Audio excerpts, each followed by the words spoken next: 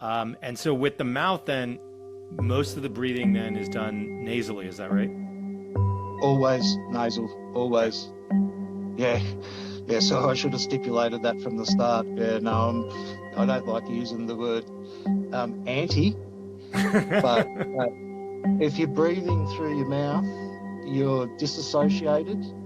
Your internal electrical circuit is disconnected. Now, of course, it has a purpose when we're doing intense exercise and when it's, balancing up the gases, and we need to do that. That's the body's perfect design now, but we don't want to be putting it in that state through intentional breathing. That's a little bit of limited thinking, I would suggest, and that's putting it kindly.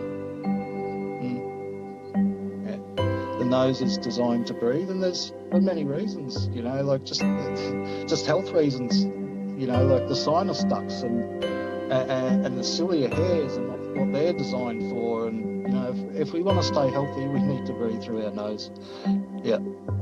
Otherwise, we're putting stress on our respiratory system. We're breathing toxins and airborne particles and garbage straight into our respiratory tract, and that's limited thinking. And so there's this sense that I'm getting of get your body in the correct posture, connect the circuits using your mouth, tongue, saliva, starting to activate that internal battery, recharging the battery, getting into a posture that supports that, activating the perineal floor, and almost allowing the body to start breathing itself in its own intuitive way as you are in that posture. And then more advanced breathing techniques or like you said, locks or holds or anything like that, or anything like that comes later, if at all.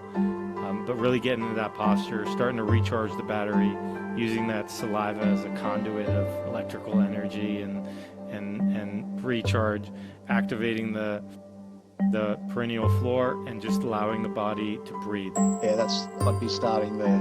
Beautiful. Yeah. That is. And even, the first file that I offer for people is just a simple, in for 3, out for 5, soft. Just follow. It's a rhythm. Follow the rhythm. And the body responds really well to sound as well. So I've embedded some amazing sound frequencies in the background to all the files as well.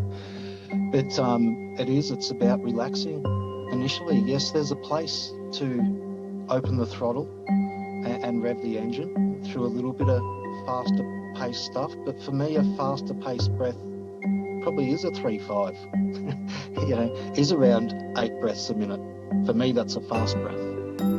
There's no need to be going much further than that. Yeah, we can go a bit further than that to 12 breaths a minute, and really, but we need to condition the body first to be able to do that. Condition the respiratory system, the diaphragm, the abdominal wall, the pelvic floor, and we can do that through simple exercises. Like I offer that as well.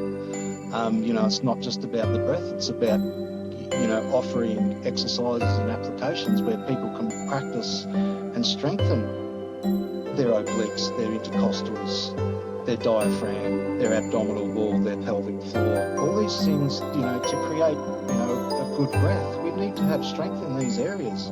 To be able to reduce our breath down to 1 or 2 or 3 breaths a minute, we need to be able to have some conditioning in those areas. So the other thing that I offer as well is lymphatic drainage routines, right? And fascial routines and glymphatic routines. So people can start to flush out some of the toxins physically.